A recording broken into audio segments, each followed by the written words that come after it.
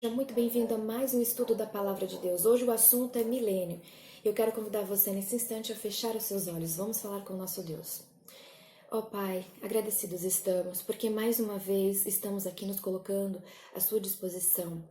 Queremos aprender as suas verdades e também queremos que o Senhor esteja presente nesse estudo, para que possa nos auxiliar em tudo que será revelado aqui. Nós te rogamos, se faça presente conosco, envia também o teu Santo Espírito para ser o nosso guia, o nosso auxiliador. Tudo isso nós te rogamos por amor a Jesus. Amém. Eu já quero convidar você a abrir a sua Bíblia em Apocalipse, capítulo 20, o verso 4, que diz o seguinte: Vi também tronos, e nestes sentaram-se aqueles aos quais foi dada a autoridade de julgar. Vi ainda as almas dos decapitados por causa do testemunho de Jesus, bem como por causa da palavra de Deus. Tantos quantos não adoraram a besta, nem tampouco a sua imagem, não receberam a marca na fronte e na mão, e viveram e reinaram com Cristo durante 1000 anos. Aqui está falando acerca dos justos de todos os tempos.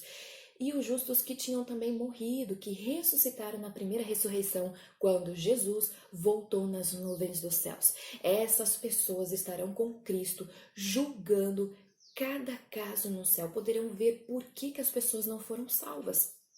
Então, esse texto nos mostra positivamente o assunto do milênio. Agora, segundo o apóstolo Paulo, a quem os santos vão julgar? Eu quero que você vá comigo em 1 Coríntios, o capítulo 6, o verso 1 em diante. Aventuram-se algum de vós, tendo questão contra outro, a submetê-lo a juízo perante os injustos e não perante os santos? Ou não sabeis que os santos hão de julgar o mundo? Ora, se o mundo deverá ser julgado por vós, sois acaso indignos de julgar as coisas mínimas? Não sabeis que havemos de julgar os próprios anjos, quanto mais as coisas desta vida?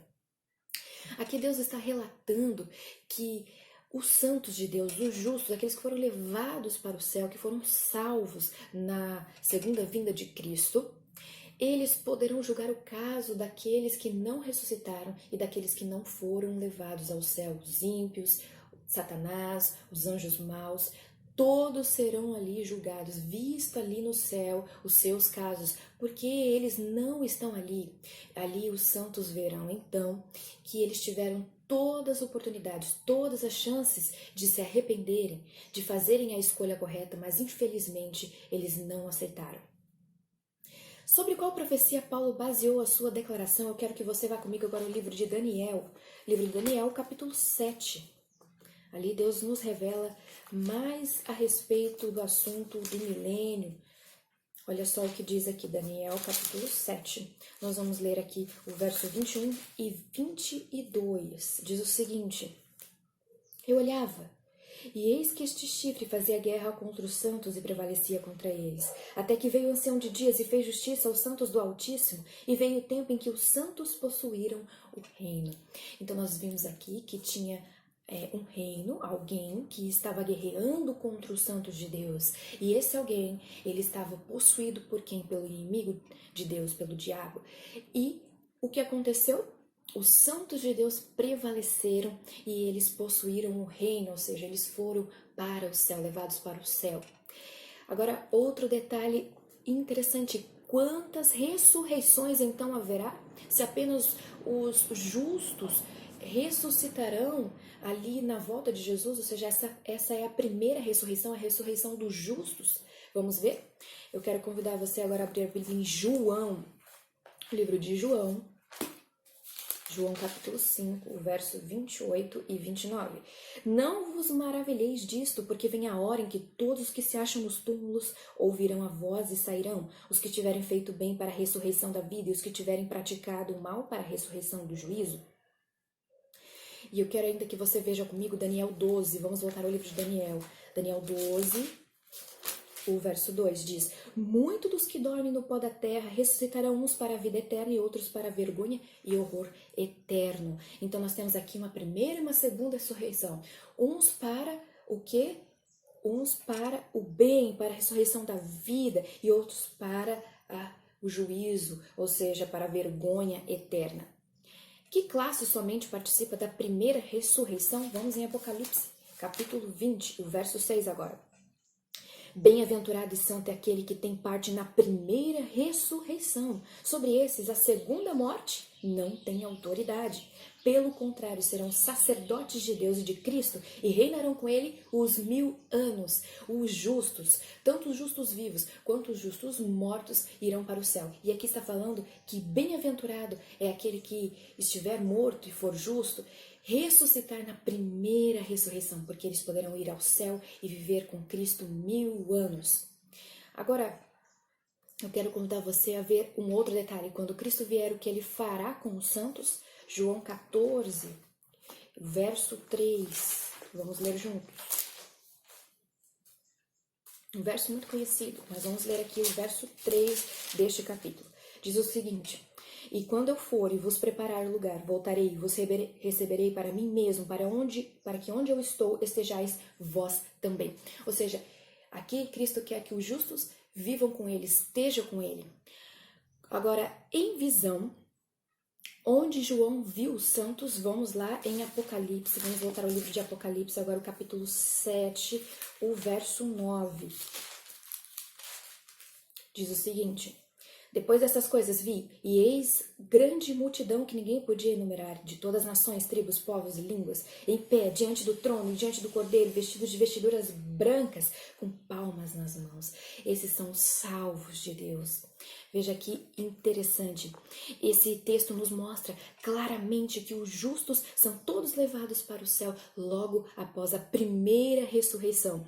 Isso está de acordo, então, com ali João 14, o verso 2 e 3, que Deus ali relata em sua palavra que Cristo voltaria e os receberia, eles para si mesmo, para que onde eles estivessem então os seus filhos, os seus escolhidos. Lembra que Pedro ele quis acompanhar Jesus naquelas mansões, mas Jesus respondeu que para onde ele iria, ele não poderia seguir agora, ou seja, naquele momento, mas mais tarde, porém, ele viria, ele poderia o seguir. Isso está em João 13, o verso 36.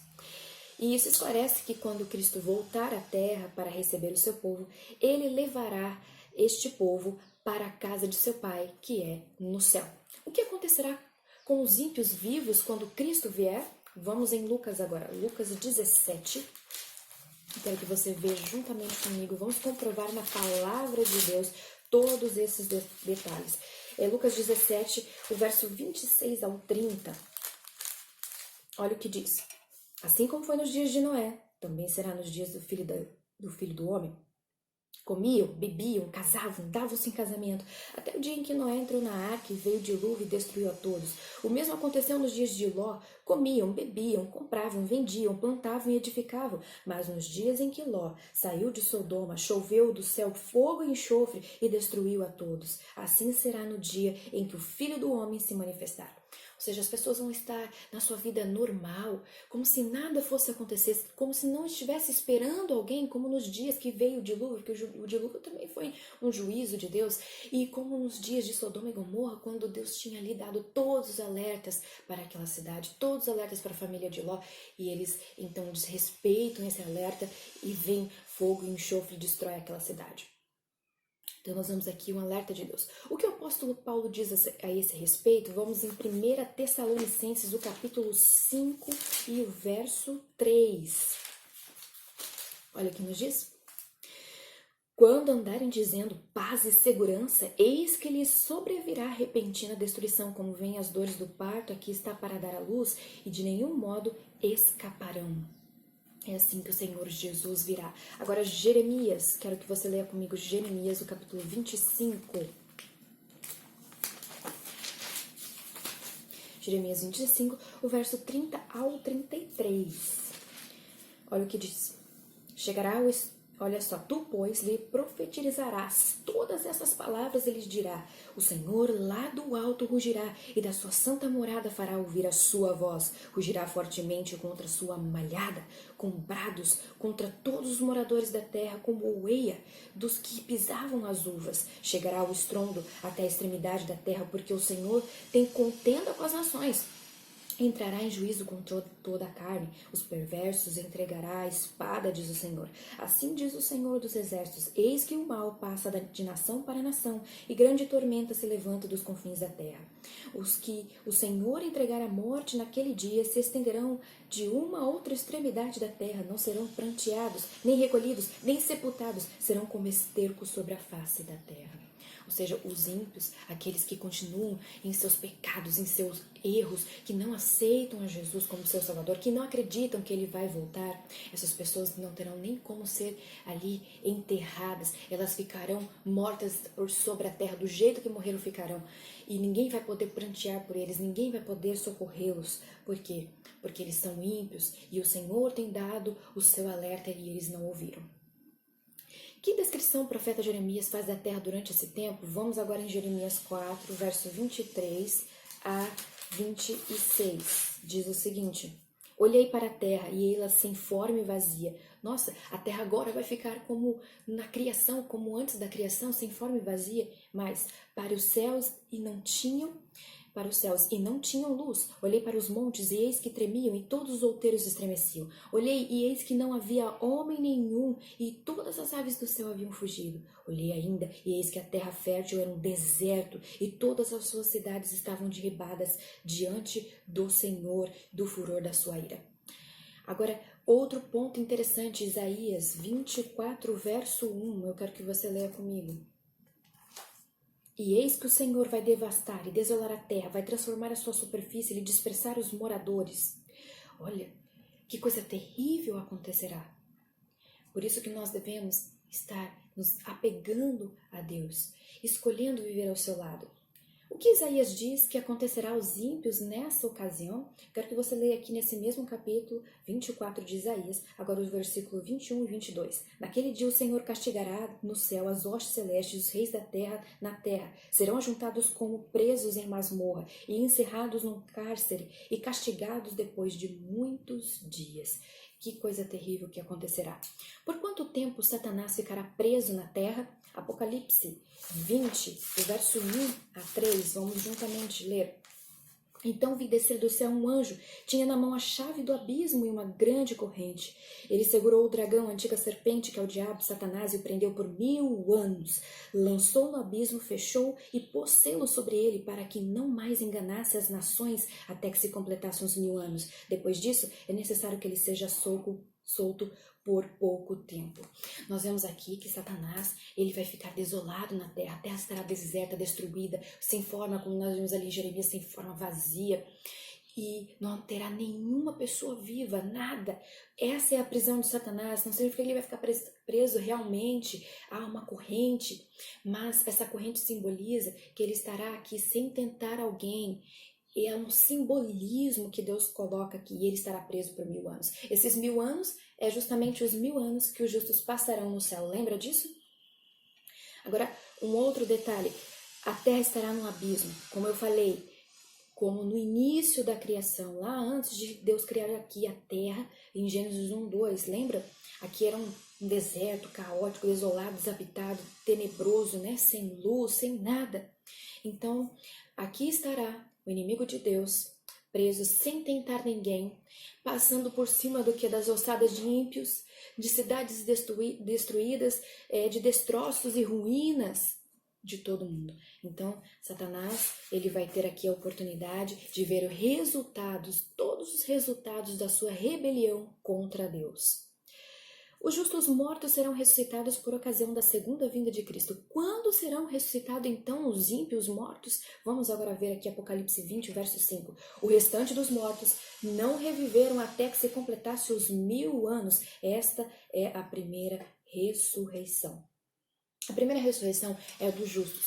A segunda é essa aqui, que os mortos que não escolheram viver ao lado de Cristo, que continuaram nos seus erros, nas suas pecaminosidades, essas pessoas continuarão mortas até que se complete o quê? Os 1000 anos. Ou seja, até que termine os 1000 anos, os injustos, os ímpios, vão permanecer em suas sepulturas. E aqueles ímpios que estiverem vivos quando Jesus voltar, lembra que eles vão tremer, estremecer, ficar com medo da volta de Jesus. No nosso estudo anterior a gente falou que eles vão se lamentar, vão chorar, vão pedir para que os montes caiam por cima deles. É isso que acontecerá. Agora eu quero que você leia comigo outro assunto importante. Que mudança ocorre na situação de Satanás ao fim dos 1000 anos? Vamos em Apocalipse mesmo, aqui no capítulo 20, o verso 3. Lançou no abismo, fechou e pôs selo sobre ele, para que não mais engane as nações até que complete os 1000 anos. Depois disso é necessário que ele seja solto por pouco tempo. Ou seja, ele ainda vai ser solto por um pouco tempo. Logo que os ímpios são ressuscitados, o que Satanás começa então a fazer? O verso 7 agora. Quando, porém, se completarem os 1000 anos, Satanás será solto da sua prisão e sairá a seduzir as nações que há nos 4 cantos da terra, Gog e Magog, a fim de reuni-las para a peleja. O número delas é como a areia do mar. Então aqui, ele juntamente com os ímpios, quando ver a cidade santa de Deus descendo do céu, ele vai tentar essas pessoas, ele vai chamar esses ímpios que já sabem que eles já estão perdidos mesmo, para tentar mexer com os justos de Deus, com o povo de Deus. Agora o verso 9. Marcharão então pela superfície da terra, sitiarão o acampamento dos santos. E a cidade querida desceu, porém fogo do céu os consumiu. Ou seja, eles não vão ter como fazer nada de mal aos santos de Deus, porque eles serão destruídos. Eles serão destruídos por fogo e vai ser consumido. Nós vimos também que eles não vão ficar queimando, né? Aqui está falando o diabo sedutor, verso 10. Deles foi lançado para dentro do lago de fogo e enxofre, onde já se encontram não só a besta, como também o falso profeta, e serão atormentados de dia e de noite pelos séculos dos séculos. Agora Judas, eu quero que você leia comigo Judas, o capítulo 1. Quero que você leia comigo aqui, um pouquinho antes de Apocalipse. Judas 1, verso 7. Olha o que diz aqui. Como Sodoma e Gomorra e as cidades circunvizinhas, que havendo se entregado à prostituição, como aqueles, seguindo após outra carne, são postas para exemplo do fogo eterno, sofrendo punição. Aqui nós vimos que a cidade de Sodoma e Gomorra, lá na história de Jó, na Gênesis 19, elas foram destruídas pelo fogo de Deus.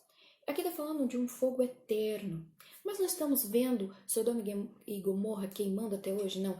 Esse eterno quer dizer de suas consequências, ou seja, que não terá mais volta, não terá chance de haver outra vez oportunidade para eles. E aqui o que vai queimar vai ser a matéria. Enquanto a matéria durar, vai ser queimada, até ela se transformar em cinza. Aí cessou, ninguém vai ficar sofrendo para sempre. Deus é misericordioso. Mesmo ele derramando o seu juízo, ele tem misericórdia daqueles que ainda não seguem a sua vontade, dos ímpios. Então ele não vai permitir que seja queimado para sempre, assim como Sodoma e Gomorra não está queimando até hoje. É até durar a matéria e virar cinza. Essa é a questão que Deus coloca aqui para nós. Eu gostaria que você lesse comigo um outro ponto interessante que diz aqui no capítulo 20, veja só, o verso 14. Então a morte e o inferno foram lançados para dentro do lago de fogo. Esta é a segunda morte, o lago de fogo. Então aqui nós estamos vendo que os ímpios ressuscitam quando a Nova Jerusalém então desce. Satanás é solto e ele então chama esses ímpios para fazer o quê? Para tentar o povo de Deus, para tentar fazer coisas ruins com o povo de Deus que está vindo com a Nova Jerusalém para a terra. Olha o que diz aqui, que eles vão ser lançados aonde? Dentro do lago de fogo. E essa é a segunda morte. Então nós temos aqui a segunda morte, a qual aqueles que morrerem nesta, eles não terão mais chance de viver. Eles serão esquecidos para sempre. Não haverá também mais mal, mais tristeza, nem angústia, nem dor. E vamos ver essa questão de Jerusalém, agora o capítulo 21 e o verso 2. Vi também a cidade santa, Nova Jerusalém, que descia do céu da parte de Deus, ataviada como noiva adornada para o seu esposo. Olha só, a cidade de Deus vai descer a essa terra. E ela vai vir juntamente com quem? Com o povo escolhido e santo de Deus. Esse é um relato maravilhoso da vinda de Jesus, juntamente agora, não sozinho, mas com o seu povo, para vir estabelecer aqui a nova Jerusalém, criar nova todas as coisas. Eu quero convidar você nesse instante a fazer a sua escolha. Escolher viver ao lado de Cristo, escolher fazer a sua vontade e ter parte não na segunda ressurreição, que é a ressurreição dos ímpios para a morte eterna, mas a primeira ressurreição para a vida eterna. Eu quero convidar você nesse instante a entregar o seu coração. Vamos falar com o nosso Deus. Ó Deus, está aqui pessoas que têm o desejo de verem a Ti, o desejo de viverem no céu, de encontrar os seus entes queridos, pessoas que eles amam. Ó Deus, ajude-nos, nos dá poder para vencer o mal, vencer as tentações, nos arrepender e confessar os nossos pecados a Ti, ó Deus.